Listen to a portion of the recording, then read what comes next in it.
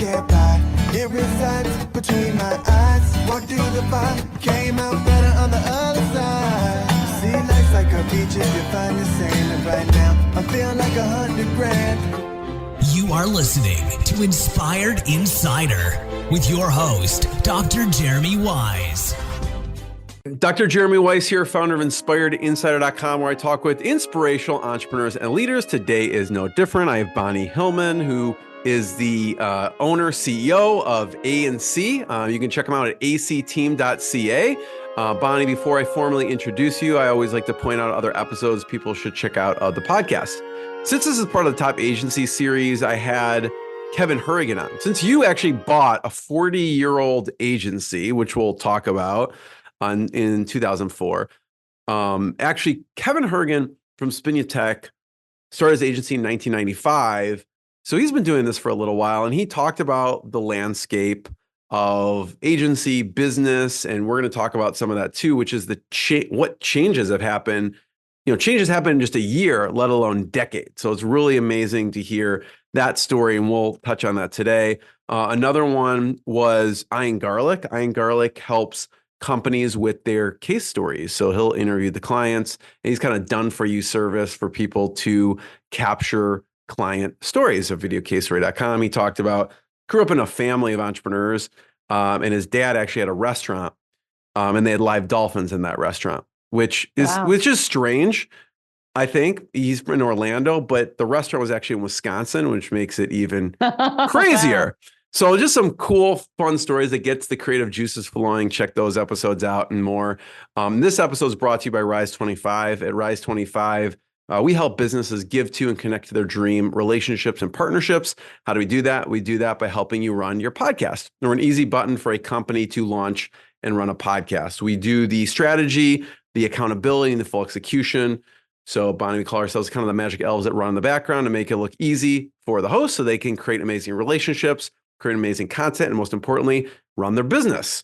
You know, for me, the number one thing in my life is relationships. I'm always looking at ways to give to my best relationships. And I've found no better way over the past decade to profile the people and companies I most admire and share with the world what they're working on. So if you've thought about podcasting, you should. If you have questions, go to rise25.com or email us at support@rise25.com. I am really excited to introduce Bonnie Hillman. She's president and owner of A&C. acteam.ca. She runs a 40-year-old agency that I mentioned that she purchased in 2004. They provide communications, public relations, and digital marketing strategy, as well as sponsorships and brand partnerships for companies. We'll talk through some really interesting examples of that. She's also been a board member of the Sponsorship Marketing Council of Canada for, I think, over the past decade. Past clients include Yellowstone Bourbon, Union Station in Toronto, Ontario Sports Network, and many, many more over the past many decades. Bonnie, thanks for joining me. It's a pleasure to be here, Jeremy. Thanks for having me. Let's start off and just give people a sense of A&C and what you do. And if you're listening to the audio, there is a video. We're going to pull up the site and we'll poke around a little bit. Talk about A&C. So we are a full-service communications and sponsorship agency. Our roots are in arts and culture. The A stands for arts, and the C is communications. Arts and communications is actually our official name. We still work in arts and culture. We really started with this vision of how business and arts have things in common in ways that they can both benefit from partnering with each other. We've grown a lot since then. We still do that. We still have clients that are based in arts and culture. We still have brands who are interested in partnering with that, but we also do a lot of other things. Take me back to the decision to buy A&C. Well, like some things, it was very organic and it didn't ever feel like a real decision. I was working there. I was hired by the founder and the owner at the time, who was a very one-of-a-kind kind of person. She was forward-thinking. She was her own person, and very challenging to work with sometimes. Brilliant, curious. Think Meryl Streep character in The Devil Wears Prada a little bit. And she hired me in the year 2000. I worked there with another woman who was around my contemporary. And we overheard a conversation that the founder was planning on selling. And frankly, this other woman, it was her impetus, and came in and said, Bonnie, let's buy the company. We love working on the things we love working on, and it would be fun. And so we did. And it was I didn't grow up thinking, oh, I want to own an agency. I've worked in lots of them. But it was really a way to keep working on the projects that we liked. And also, honestly, Jeremy, it was a lifestyle business for me in those days. My kids were little. I figured I'd have more freedom owning an agency than working for someone else. I could scale it up or down depending on my life and my decisions. And the other woman was in a similar place. And so we bought it. Really, we had a couple of core clients. It was paired. It was a very small, I think there was a team of 4 people. And that was the beginning. And so we didn't, quite honestly, really have a vision except to keep doing what we enjoyed and working with the clients that we found the most interesting. And then over the years, it's evolved. The woman I initially bought it with exited probably after about a year.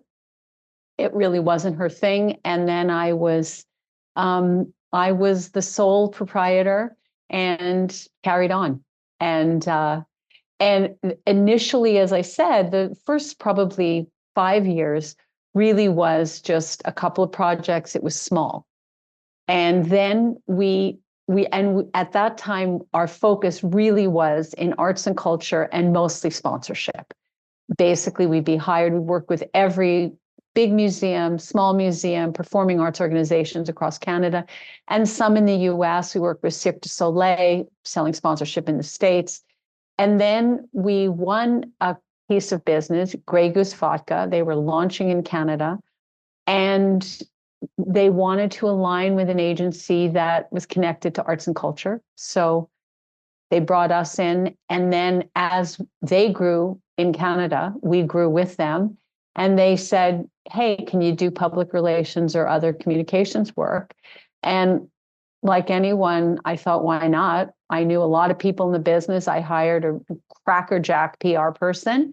And that's where we began the communication side of our business, which frankly is bigger now than the sponsorship side. But I grew up in advertising, sponsorship, marketing, communications in general, but not specifically media relations. And I'd hire really smart people to do that work, and I still do. It's fascinating to hear this. I want to unravel a few of these pieces. Good thing the person overheard. Yes. For one, right? Because then you would have known. They would have just sold and came in. So it was really kind of interesting there. How did you approach the owner at that point? And how did you decide? Because you weren't like, okay, you weren't looking to buy a business at that point. No. How did you and your partner structure the deal, and how did you actually put it together? Okay, great question. So I was the senior person on the team, and the owner at the time spent 6 months in Florida. She really had distanced herself a bit. I had been working there 3.5 years. And so I really had a handle on, I'd hire the staff. I mean, it was ultimately her business, and she paid me a salary. And she liked me better than she liked the other woman. And the other woman was newer. She'd only been there about a year, I think. So we structured the deal. So we approached her. She was very keen. I don't think she had many other buyers. It seems like a perfect thing because she stepped out of the business. You were actually running the business already. So it seems like an obvious choice. I'm actually a little surprised she didn't just come to you in the beginning and be like, hey, I'm thinking of selling. But maybe she's thinking, well, the staff doesn't want to do it. Doesn't have enough money. Or, I mean, I was younger. So, and I think, I mean, and she was still the rainmaker in the business, mind you. Like, she was really still the one, all the connections. She was a superstar, really, in the Toronto market in Canada. Very, very well known and respected. And so I didn't have that. I had moved to, I had been living in Canada at that point, for 10 years, but I didn't have the connections that she has had. So we approached her, and then we structured the deal the way any deal gets structured, very specific to the company. We paid her a nominal amount for the company itself, and then there was a shareholder loan that we covered, and then we paid her out over I think she stayed on salary for 2 years, and that included her driver also. And we made it work. And then my business partner and I were 50-50. We had a shareholder agreement and a shotgun clause. That was part of it, just from a structural standpoint. And I always said that if you met the three of us, I seemed to be the least aggressive person, but it sounded like I bought the company and then I bought the other one out and then I own this company. And if you met the three of us, it would not seem that way. So that's how we structured the deal. How'd you come up with the valuation at that point? So we had lawyers who did that, and naturally the seller, had a fairly inflated, from our point of view, price. And the company had really lost money in the last couple of years, but we could see through how. I mean, we saw the revenue. The revenue had been going down, but there were still a couple of key retainer clients that were valuable that, frankly, we worked on, that we had the relationship, we did the work. There were a couple of naming rights deals, and they were fairly lucrative and sizable. And so we came up with really a goodwill number for the business, because it actually was so small that it didn't even make sense to do the math. It was just, okay, we're going to pay you X for the goodwill. And the fact that the company had been around for, at that point, 20 years. And it's older than 40 years. It's the articles of incorporation are 40 years, but the company started actually in New York City. And then when the founder moved to Toronto, she created this company and was still probably working as a subsidiary, but so it's probably closer to 50 years old. But so she'd been working in the market a long time.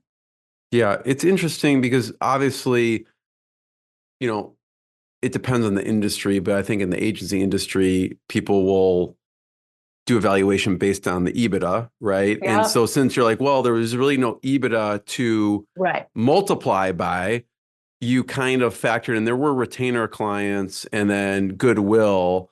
And so you just had like an outside lawyer team kind of assess what that would be, like third party. So it was as emotional for that person who's like, I've been working for 50 years on this and you're telling me it's worth that. Nothing. Right. Yeah. Yes. And that was a tough negotiation, also because she was our boss. So you're negotiating, you're playing hardball with somebody who could fire you, essentially. How did you end up coming to, I mean, this is kind of what you do, I assume, when you're doing negotiation, because that's one of the things I want to talk to you about is negotiation, because you're doing this with large sponsors. Like when we're talking about sponsoring Union Station, they're paying a lot of money, or a big theater or a stadium or something like that. At this point, how did you come to, because it sounds like, okay, there's an inflated view of what it's worth. How did you end up having those conversations and getting it to something you agreed on? Right. Well, we had good lawyers, and her lawyer was a reasonable person. So we really left it to the lawyers to do the tough conversations. And then because also she wasn't in Toronto, she was in Florida, I seem to remember at that time. So it wasn't like we were coming into work every day and having to see each other, so it ended up working out. I mean, also it's a while ago, 20 years ago, so I don't remember all of the detail, but I don't remember it being uncomfortable for a long period of time. When we actually sat down with our lawyers to kind of really do the deal, was uncomfortable, because I don't know that she had realized how little the bucket of the actual buying the business was. So like the whole package was other things, but what she was going to get up front was a lot smaller than I think she realized. And so that got uncomfortable. She was not somebody who, I'd say, contained herself or her emotions particularly. But that helps. You had third parties involved that were evaluating it and then talking to each other. So there was some separation there. So like it separated the emotion. And when you came to the table, the terms were more like, okay, you're getting a chunk up front. We're going to pay you over time. Also, you're getting a salary for a number of years, which is included in that as well. So there were several things in there, but maybe it was like a little bit of a sticker shock or reverse sticker shock when they're like, here's what we're giving you up front for the business. Exactly. More like an earn out situation of 100%. Yeah, exactly. Yeah. For sure.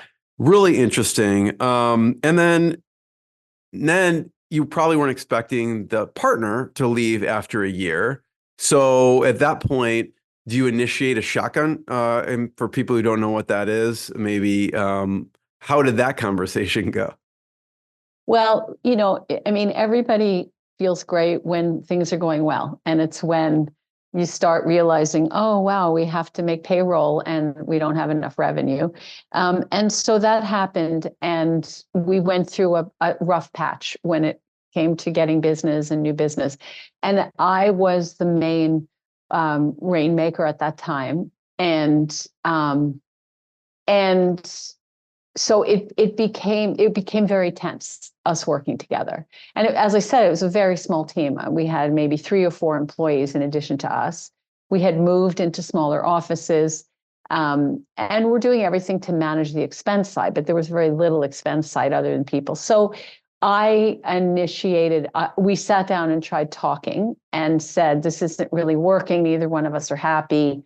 As any relationship, you'd start there, marriage or business. And she wanted to keep working together and I didn't. And so I initiated the shotgun. And for those who don't know, a shotgun is you have a shareholder agreement that basically says, if you want out of this partnership, we were equal partners, which I would never do again, by the way. And I can explain why. Well, you'll hear why. If you want out of the partnership, you initiate a price. You say to your partner, I will buy you out for X, say $1 million.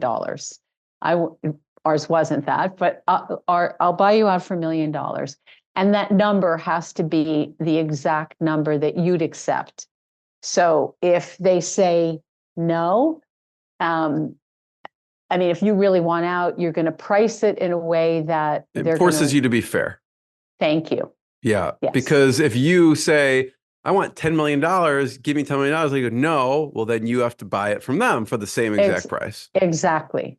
So, and I really didn't want to keep working together. I didn't necessarily think that I was going to, like, I just enjoyed doing what I was doing. I knew that I could run the business alone. So that's what I did. And I, of course, priced it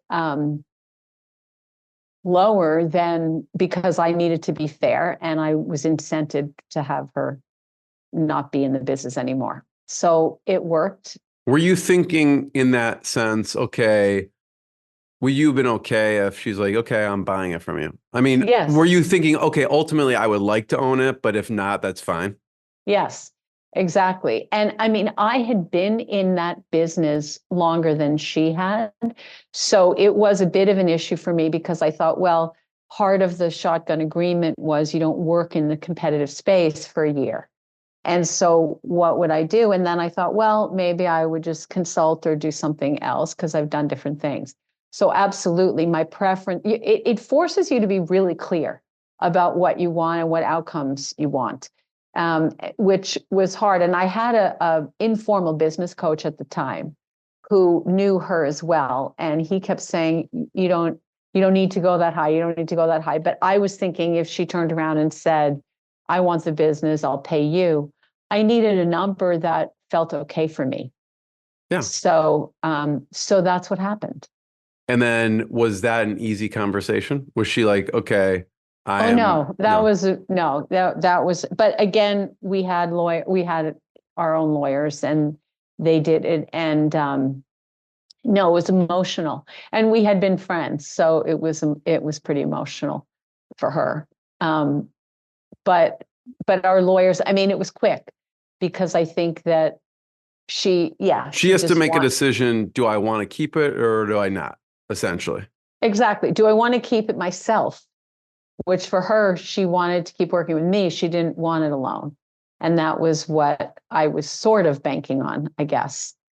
Or if she had felt confident enough to run the business alone, then I would have been fine. I just wanted out of the relationship. Yeah. Yeah. So it ended up, and we Friends and business reconciled. partners are different. I mean, it's just a different dynamic. It's like it's not like you don't like the person. It's just a different dynamic when you own a company with someone. Yes. And you realize it's when the chips are down, particularly. Like everybody can be gracious and generous when, and a very wise friend of mine said he's never met two equal partners who've ever said, "Oh yeah, my partner actually contributes more than I do in a business." Everyone always thinks that they're the ones that are really the thing that drives the business. Right. We sort of can't help it. So you had an interesting first couple years of running the business. Talk about the team for a second and the evolution of the team, because at the time you have like 3 or 4 people. What are some key roles that you put in place over the years that helped with the growth? Yeah. So we, at the time that I took over ownership alone, we had a couple of key clients that, and I had junior staff. It was really all we could afford. I'll say less experienced staff, and then really trained them. And I usually was pretty good at finding talented people. And so their roles were mostly working on kind of account service and sponsorship. And I was very involved in the work at that point. I was on all the business, the meetings with clients and that kind of thing. And we had just won Grey Goose Vodka as a client. And even though the budget wasn't that big, it was a very high profile, exciting, fun project that took us out of the arts and culture ghetto, I'll say, and I don't mean that disparagingly, but out of that space. And that involved a different kind of work. That was initially it was find us arts and cultural properties and events that we can make a difference in and stand out. And that was already in our wheelhouse. But then as they did well, and I all of a sudden had a media buy and a lot of other aspects of marketing, I hired a head of PR, somebody who had probably 10 years experience at that time, who'd worked on beverage alcohol. And she really was the key person to have really kicked off that growth. And because Grey Goose is owned by Bacardi Canada, there were other brands within their portfolio that, because the work that my team did was so good, we won a lot of other business. And we would do everything from, PR, media partnerships, and then a number of events. We would do pop-ups at golf tournaments and worked globally. We were part of a global group of agencies. So we'd be on a call every, week with London and New York and LA and Sydney and wherever else they were. And it was a very exciting, it really fueled our growth a lot. And we worked on Grey Goose Canada for 9 years and a whole bunch of other brands within the Bacardi portfolio. And probably at that point, I had a team of 15 and 6 of them worked on Bacardi business. And those are the days when the budgets were bigger and there were a lot of event management. And so my staff then became more of an event XM type of skill set than just media relations and PR. It seems to Bonnie at that time, and we'll talk about the changes, right, over the years of where things are going, sponsorship and communications. But at that time, that's a leap to hire a senior person of 10 years experience. What made you decide to take that leap? Because you could have like you had junior people, so it's like you Right. wanted someone more experienced. Was also that a tough decision at the time, and what were you thinking at the time? Well, I knew that I mean I've always approached my work that it's not rocket science. I've worked in and around marketing um, enough that I can figure things out. But there were specific things that our client was starting to ask for that I knew really needed somebody with experience. And it was worth it to me to invest in that because I figured there'd be a lot more business down the road. And this person came with relationships that she could win business, and she did. So it wasn't really a tough decision Yeah. because I knew that she would really take us to another level. And I've always had the attitude, try it, fix it, do it, try it, fix it, do it. So you know, it's only money. I crunched my numbers, saw the upside of the existing client work we had, knew that she was a great fit culturally, because that's always important. How did you find them?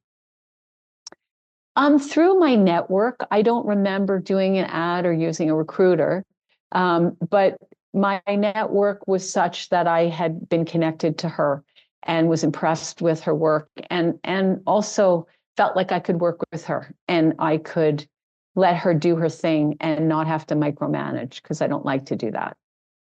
From a services perspective, let's talk about the changes. So it sounds like early on, obviously, you have sponsorship and communications, and the sponsorship was even back then the main thing. Communications seems to have overtaken now, but you still do a lot of sponsorship. Talk about the sponsorship and how that has changed to today. Yeah. So back then, we would do we did a couple of different naming rights, or before my time. Um, and a lot of it was arts organizations, almost exclusively, who had seasons or major blockbuster exhibitions that were coming. And back in that day, mostly the financial sector were the sponsors. You could get a so Montreal Museum of Fine Art is doing an impressionist exhibition, blockbuster exhibition. Paintings are coming there from France, and you could sell that sponsorship for $300,000 to any different companies in the financial sector. And that was the business. We do a couple of those a year. Might be a 3-year deal. And then once in a while, there'd be a naming rights deal. What has changed is How did you get that type of client, though? I mean, they just know that's what you do. Yeah. So ANC, or back then it was Arts and Communications Counselors, was probably the only agency. It was an extension of a New York-based agency of the same name, who really just specialized in arts organizations and selling sponsorship for them. Many sponsorship agencies sell sports sponsorships, which is a lot more lucrative and a lot more common. Really, to her credit, the founder of our agency really was the pioneer. She absolutely was the pioneer of arts and cultural sponsorship in Canada that extended to the US too. So she had worked with pretty much every museum and performing arts organization across Canada. So we'd get inbound requests all the time that we would turn away because they weren't big enough, or they were more philanthropic. What's changed over the years is we still do have some arts and cultural projects. Artworks TO was one, which was the city of Toronto during COVID decided to do a massive public art campaign to make art accessible for everybody who were, locked in and locked down during COVID. And we brought them over $2 million of sponsorship through primarily the developer community, which was quite a feat because developers, are not necessarily the first ones in to sponsor things and spend money that way. And so we're particularly proud of that. They got a lot of eyeballs. It was a marketing exercise, not a philanthropic one, which sponsorship always is. But often we we know that brands get confused because they think of arts and culture as a philanthropic exercise. And our role is to find the value in the arts organizations from a marketing standpoint. And so we did that recently, but our work has actually evolved, the sponsorship work, into, I'll say, unconventional properties. So we work with municipalities, cities, on finding new ways for them to generate revenue using a sponsorship template. So Union Station is Canada's largest transit hub. They were undergoing a massive renovation that many train stations and transit hubs across North America are undergoing. And the developer who had the lease with the City of Toronto reached out through our network and said, I'm thinking of maybe trying on sponsorship as a way to generate revenue on top of advertising and retail. And we held hands with him and his team, and for almost a year figured out how to carve out a sponsorship value prop for brands. And we went with the financial sector to start, because that was the richest field, not just because they have the money, but because it's a really a regulated industry where the branding and their marketing needs to differentiate them, because the products really can't.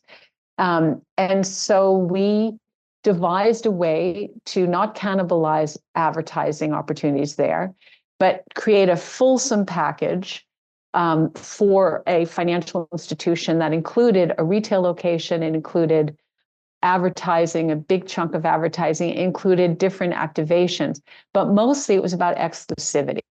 That's at the core of sponsorship. That's why people pay naming rights fees, to block out competition. And that was a hurdle. It's a city-owned property. Exclusivity and cities generally don't like to go together. Cities are for everyone and every brand and every company. And so the trick was to make sure that the process of finding a sponsor was fair. And so we approached proactively. We didn't have to do a formal RFP, request for proposal, as you would if it were really a city. This was the developer looking for sponsorship, that the revenue would flow to both the city, the developer, and actually the province in this case, of Ontario. And the process was very fair. We approached every possible financial institution in Canada and offered them the same information, the same opportunity to do a hard hat tour during the renovation. And in the meantime, we do valuations for our client. That's one of the pieces of the work, where we work with media buyers and figure out the changing values of things like out of home and banners and eyeballs and Wi-Fi and all those things that marketers try to put value on. And we have a proprietary way of valuing these opportunities through media, but other things. So a retail location, and then exclusivity is a premium on top of that. And we got responses from the 5 biggest banks in Canada. And then really I'll say the flame, the kind of guiding light for us, or our North Star, was which financial institution is going to make the experience of the person in Union Station, the commuter, the neighbor, the office worker who comes there for lunch, the best. And so who's going to enhance the space over and above the money they're going to pay? Who will actually do the most for the City of Toronto in terms of enhancing the value? And it was TD Bank, and they've been an incredible partner. It's a beautiful thing, and an example of a really interesting, first of its kind. We did research all over the world to see if anything like this exists in other train stations. And there are. Grand Central Station in New York has some sponsors for their Christmas market, things like that, but nothing More like seasonal. this. Exactly. Thank you. That it's ubiquitous, it's long-term. And TD has done an incredible job bringing value. So they host this Union Summer where they bring a lot of musicians that they work with in other areas that they work with. They work a lot with music. And So it's really an ongoing relationship. It's not like, okay, we're gonna put your banner up and stop. Like No, it's a it's a partnership. constant Uh, thinking of uh, ways to integrate TD into the ecosystem there and to add value to them and also exactly, the state union station too. exactly, exactly. It's Um, I'm curious the expectations of the sponsor. I mean, the value for the space is pretty obvious. It's like found money. I mean, you put this up, you do this, um, and there's a couple things that go through my head. I'm like wondering what does your outreach look like to other companies? Like I could obviously easily see you go to Union Station in Chicago and go, hey, we got $3 million for Union Station. I mean, it seems like a pretty easy value proposition conversation. We got $3 million or whatever amount of money, millions of dollars for this, doing this. Do you want us to run the same thing for you? Because you're not doing anything and you I, can make an extra $3 million. Is I that love that you. do you do a constant outreach to like every union state or whatever across the US or Yes.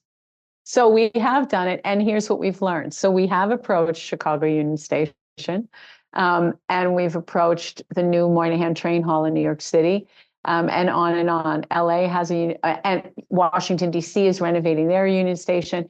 We have, because we're in business, and we have this amazing case study. The issue is who controls this piece of it. And in each case, it's very different.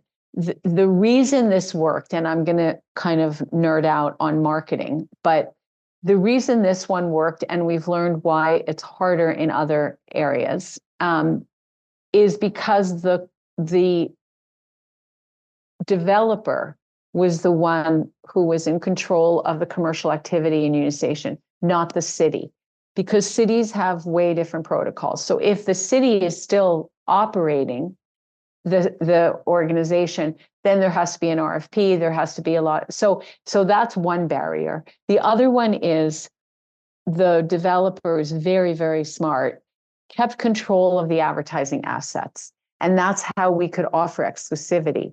Many of these projects farm out to a third party the not just the ability to sell the advertising, but the actual assets are owned by the third party.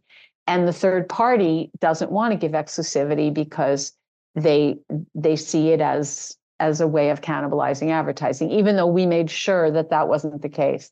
But the ownership of the assets, advertising assets and marketing assets are the key. And a number of these projects don't have that.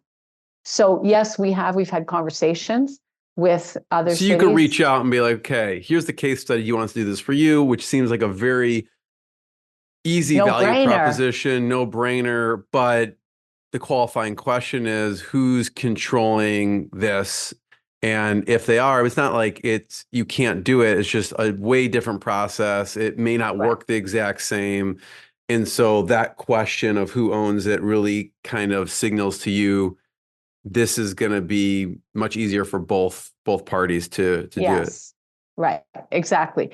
And I think that, the advantage to them to have the third party own the assets is that most cities are cash strapped and most of these projects go over budget. And so if they've got a third party willing to invest the money to put the assets up, the digital boards and all of those things, of course, most mayors and cities would say, of course, we're going to do that because we're trying to do other things there. So that's what we found. And also everybody was at different stages of development, and some of it was too early and some of it was too late. Or we're continuing to do it though. And we have done another deal in Calgary, a city in Canada. I was going to bring up the Calgary Transit. Is that? Yes, Calgary Transit, and it coincidentally was TD again. But we approached that one was an RFP process because this was the city running it. And Calgary Transit has the downtown core where most of the office buildings and a lot of the high-end shopping is a free zone. And so it was a natural to have a sponsor say, okay, we've sponsored the free zone. And so you could see, and if anybody's watching, the free zone was branded with banners. In this case, Calgary doesn't control all the assets in the same way, but we managed to work around with that. It's just a little bit harder, and the value gets increased if they can control the assets and promise complete exclusivity. What's interesting is, TD is going to double down on what works, right? So if like, oh, it's working. And so you not only bring, okay, we can do this for you, but we bring a list of companies we've already vetted before that are interested, even if it's not TD, it's a number of other companies. So it seems like a no-brainer. It's like TD, yeah, just have us sponsor every transit system across if it's working. What's the expectation of a TD or any other company coming in of what's a win for them? So that obviously you come to them and you're like, yeah, let's just do the Calgary Transit. Let's keep doing this over and over again. It depends on what their objectives are in any market. I mean, in that particular case, TD wanted to have a bigger presence in Calgary. And so what their expectation was really about, gaining greater awareness, obviously all the things that anybody wants, more customers, more interaction with customers, more ways to show that we're here for good, that kind of thing. I think the expectations are always very, very specific to the brands that we work with, why they're doing certain things. We do our homework ahead of time to make sure that we have one or two key things that we believe we see they're trying to do.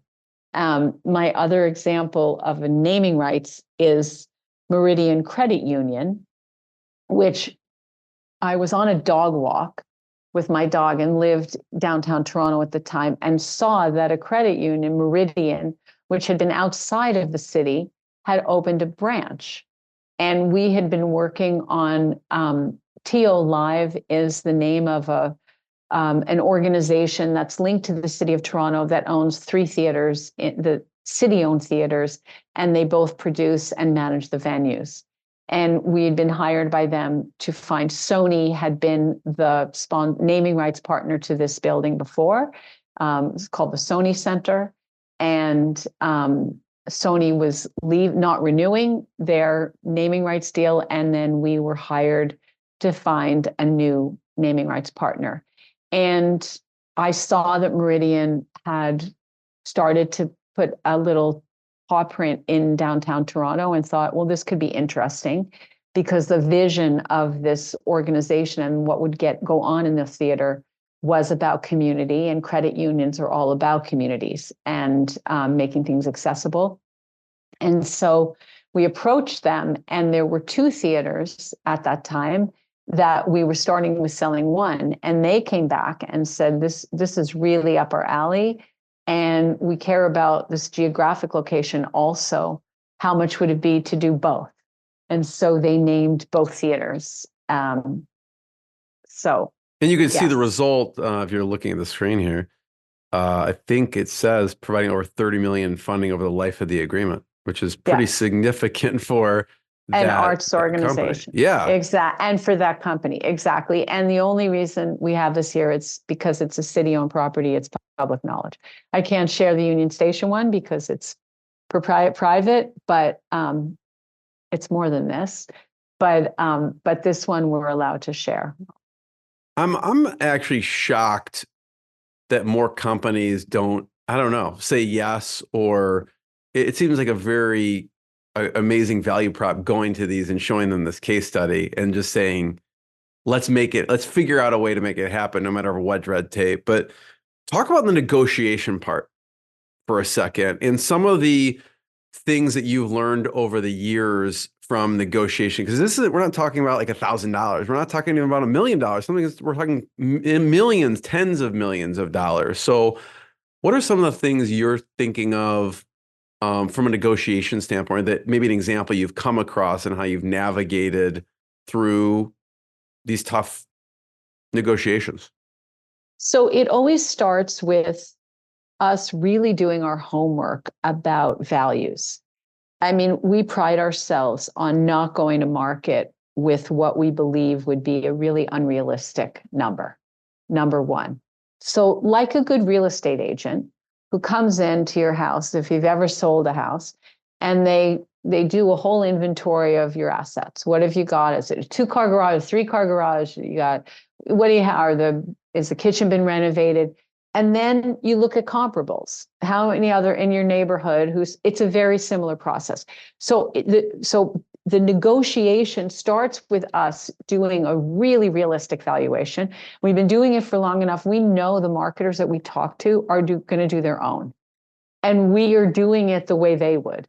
So our clients aren't always happy. We come back, they say to us, oh, I was hoping it would be double. Well, it's like anybody, you're selling your house and there's ego, there's all kinds of stuff. So that's the first negotiation, quite honestly, is me saying to our client, we love you. We wouldn't have taken this on if we didn't think we could sell it. We think you're an incredibly valuable property, and this is what the market will manage. We always go a little bit higher to leave room for negotiation. We know that everyone loves a deal. And feel like they're getting a deal. But we start with that initial valuation and the thinking that goes into the valuation. And so when we are pitching these things, we ground the conversation in that. It's not airy-fairy, this is such a worthy thing. And it's really about, these are the eyeballs, these are ways we think through ways that they could activate based on things they do already in any given market. So it starts there.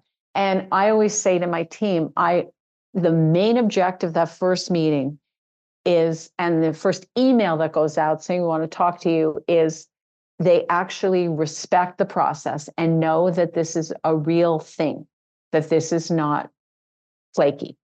And then, so inevitably we hear, well, it's a really great opportunity. We don't have that kind of money, but we've learned how to really separate out people that are just kicking tires to the brands that actually are looking for something and have, are in the snack bracket to afford that.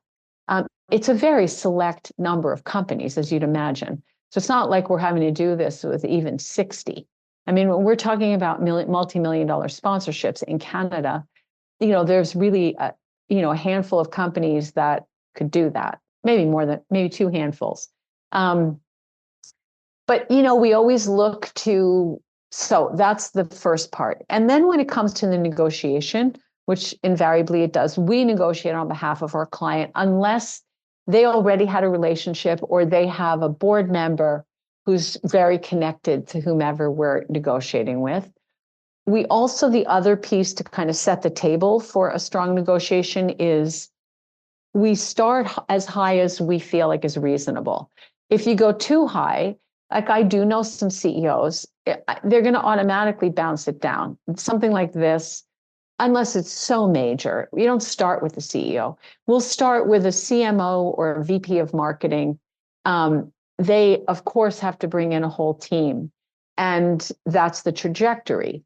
And then everybody reviews the valuation. And sometimes they'll come back to us with their valuation, or their agency has done a valuation and it's lower than ours. I mean, I've never had somebody come back and say, oh, it's higher. Oh, wait, we're willing to pay you more. But it's sometimes they don't even do that. They say, this sounds great. And I mean, it's never that fast.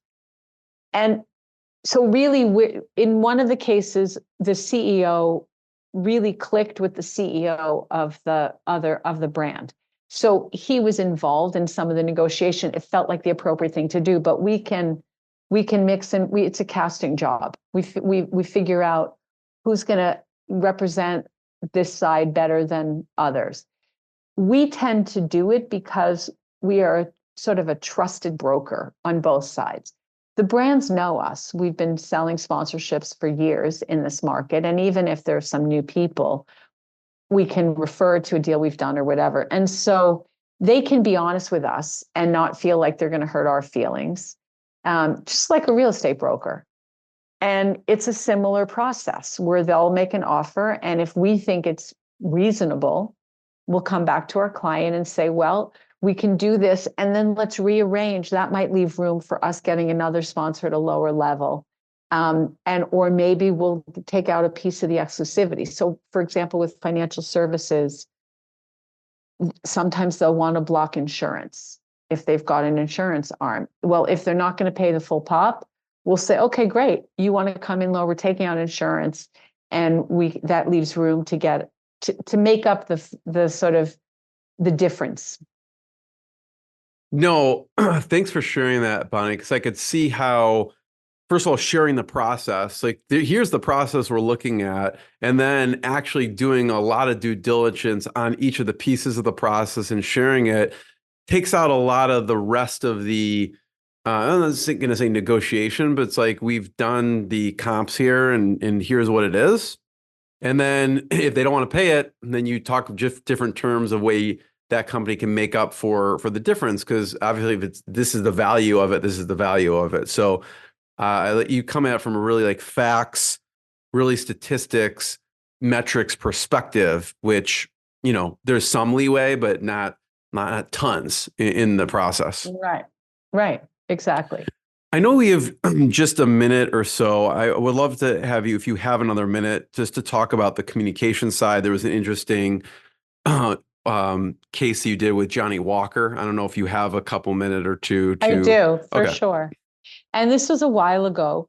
But why I love talking about it is because it shows my team's thinking, which isn't just in a traditional trajectory of, okay, the client gives you a brief and it's about PR. We want PR.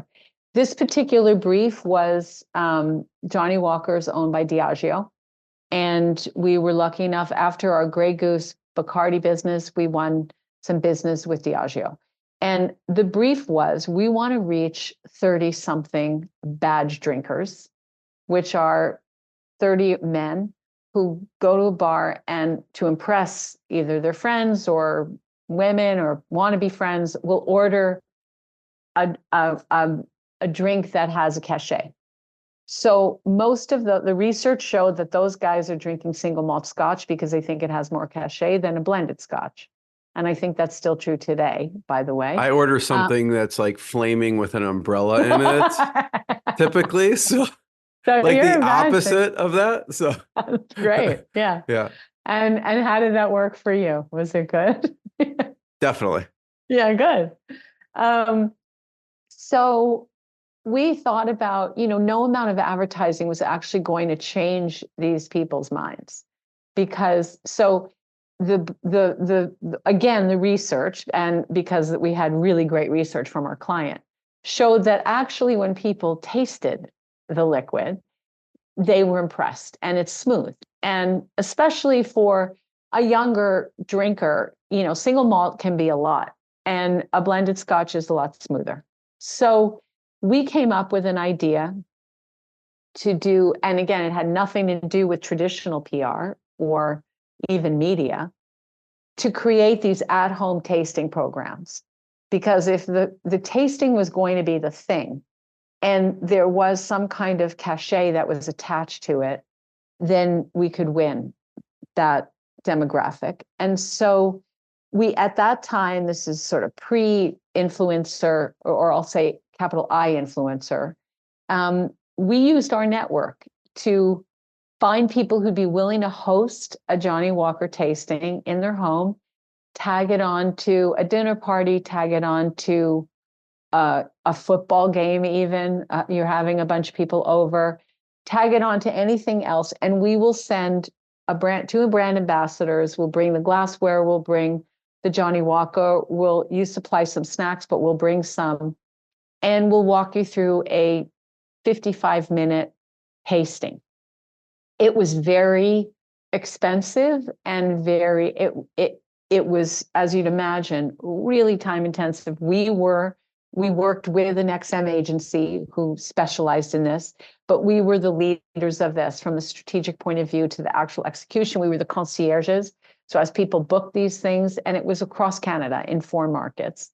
We then expanded it to corporations on a Thursday afternoon, having a group of their staff, come in and do this.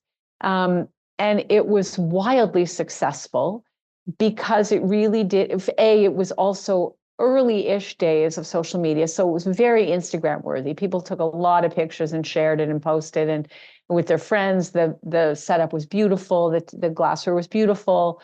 The host got a bottle, I mean, and we customized it. If it were a really high end, if it were a CEO hosting this in his or her home, we'd have the highest end of the Johnny Walker banners, the blue and the black. If it were younger and they would just entry-level drinkers, we would go with that. It was wildly successful. They saw a major spike in sales at that time and really set the stage for a blended Scotch to have its place next to single malt. There's so much to unpack there. I know we have limited time, but I love that. I think anyone could use that lesson in their business as far as really brand ambassadors, choosing brand ambassadors. I could see, okay, you have whoever it is. It could be a famous athlete, artist, actor. You get whatever. I don't know why sports is popping in my brain, but you get a famous basketball player, hosting a bunch of their friends at a tasting. Everything's free. It's basically they're promoting the product a little bit because it's there, or CEOs going to corporations and doing whatever the service or product is with these brand ambassador activations, or whoever the best buyer is, I guess, activation. So I love that idea for any company, just to think of who's a good brand ambassador and how do you involve them. It may not be like a tasting at their house, but how do you involve them in some form or fashion? Exactly. And it's harder and harder to do now than it was then, because social media has made this very, very common now. There's, and so you'd have to really have something of real high value to make somebody want to do it. But I think that the lesson for me is, and why I still talk about it, even though it's at least 10 years old, is that it forced us to think about what is the problem we're solving differently. And we don't have to stay in one lane of media relations ever. And fortunately, I have a team that's nimble in their thinking. Yeah. No, I love about what you said, because everything's digital. I mean, so much is digital now. Like someone could do a post on something, but going back to in person is actually novel again. Like, what if, they could do a post and a video about it, but what if someone did something in person with the person's staff or team? It's novel. Right. So I love going back to that. So, but Bonnie, thank you. Thanks for sharing lessons, stories from your journey. I want to encourage everyone to check out acteam.ca, poke around your website, and just really appreciate you sharing. Everyone, check it out, and we'll see you next time. Bonnie, thanks so much. Thank you, Jeremy. What I got, you can't buy. It resides between my eyes. Walked through the fire, came out better on the other side. See, life's like a beach if you find the sailing right now. I'm feeling like 100 grand.